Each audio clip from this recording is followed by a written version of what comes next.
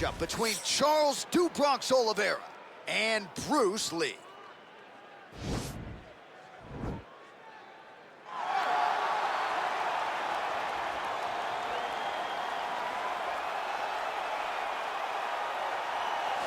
Well, this is exciting here, DC. The founder of Jeet Kune Do, one of the founding fathers, really, of mixed martial arts, Bruce Lee, is back in a big spot here tonight. Bruce Lee is what every kid looked to when they thought about doing karate. Bruce Lee is the person that anyone looked at when they said, I want to be a fighter. It was the speed. It was the charisma. It was the approach of Bruce Lee that made him so special. And tonight, he's going to look to show a new generation of fighters exactly how it's supposed to be done. And if you hear the phrase, drillers make killers, right? I mean, that was Bruce Lee in a nutshell. He felt like practice would make perfect. Nobody trained as hard as the great Bruce Lee.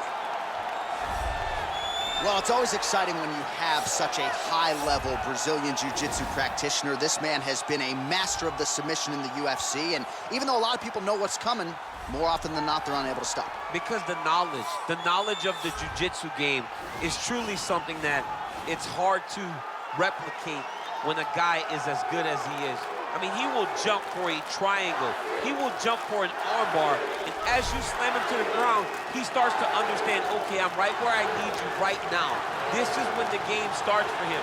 If he doesn't secure that submission, he gets you where he needs you to be in order to start to really make you drown. It's like going in deep water and getting pulled down over and over again, because every time you think, if I do this, it'll make it better, it just makes it worse. And best of luck trying to find a training partner to simulate this guy in the gym. It can't happen, and it won't happen.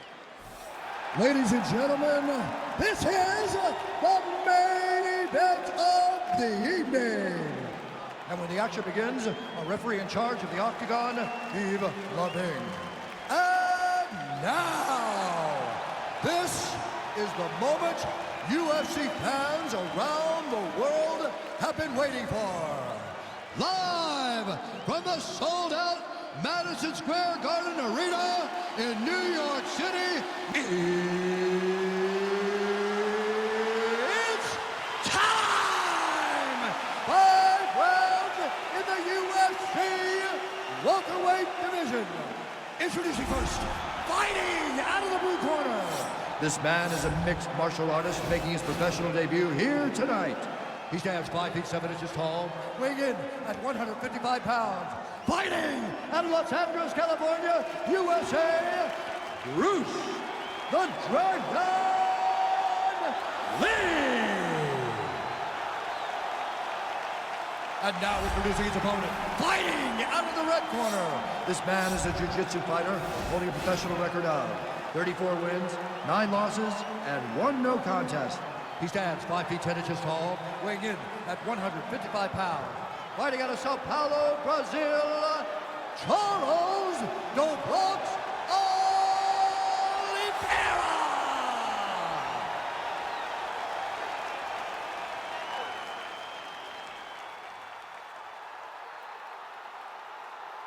Okay, protect yourself at all time, obey my command at all time.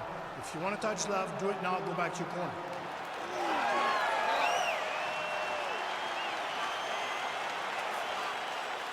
Ready?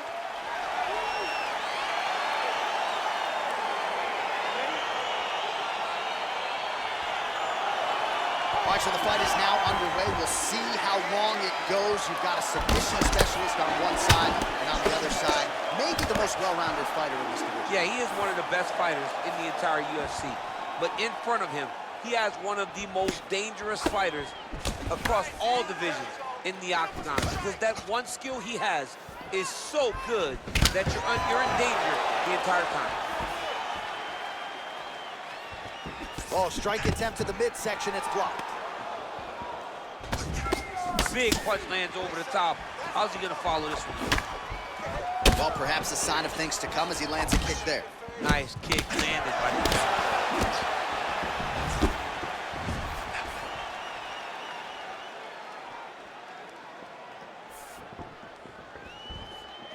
Oh, good head movement there. Nice slip. Look at him drive his shin into his opponent's body with that body kick.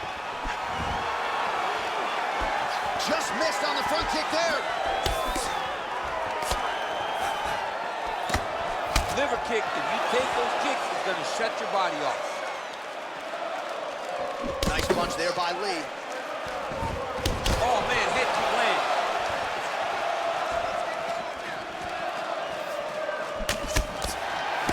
Oliveira's shot is blocked.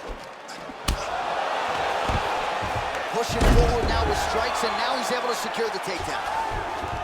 All right, well, both fighters pretty comfortable on the ground, DC, but you got to be very careful hanging out here for too long if you're his opponent.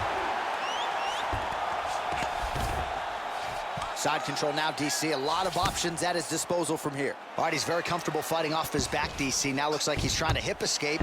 Yeah, he's trying to hip escape or maybe look for a Kimura here.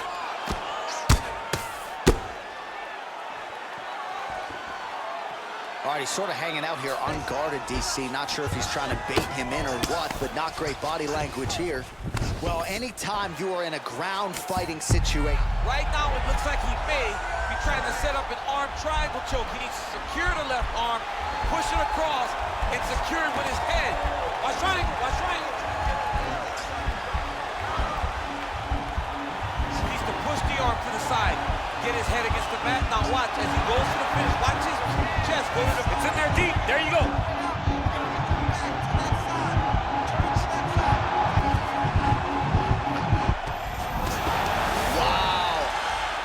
Right into side control here, DC. Biggest difference between half guard and side control? Well, side control to me feels like a little bit less control because now my legs aren't really doing anything anymore. Now I'm controlling you with my upper body. So I've got to be very, very aware. It's still advantageous, but it just seems a little more free-flowing than having something like a half guard.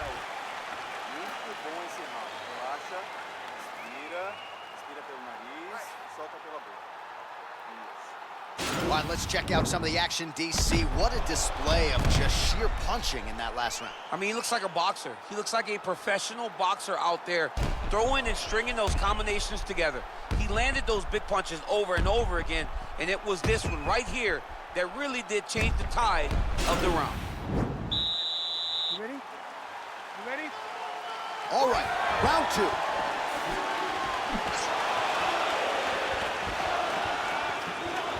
Nice looping punch. Look at how he turns his hips into that leg kick. And he's looking for that left hand, just missed. Not there.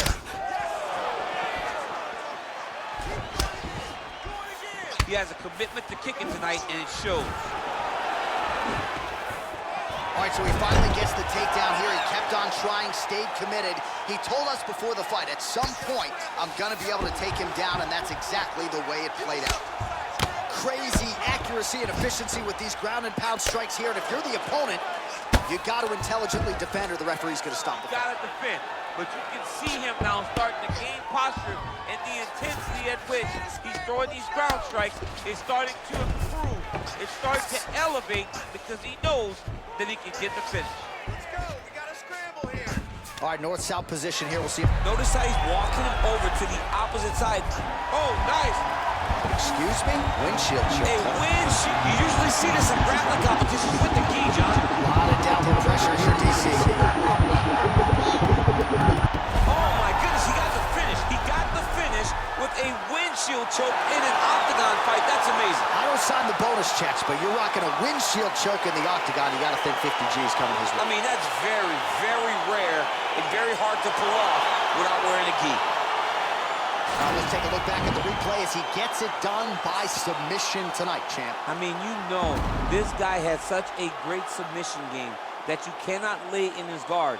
He's so skilled, he's so tricky, and he's so good at weaving a web that gets you lost in it that he made him pay for it tonight and got the submission victory.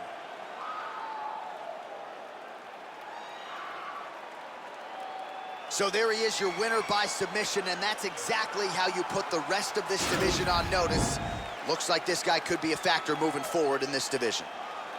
Ladies and gentlemen, referee Evil called a stop to this contest at 1 minute, 18 seconds of round number 2. Declaring the winner by tap out, Charles the Bronx Oliveira.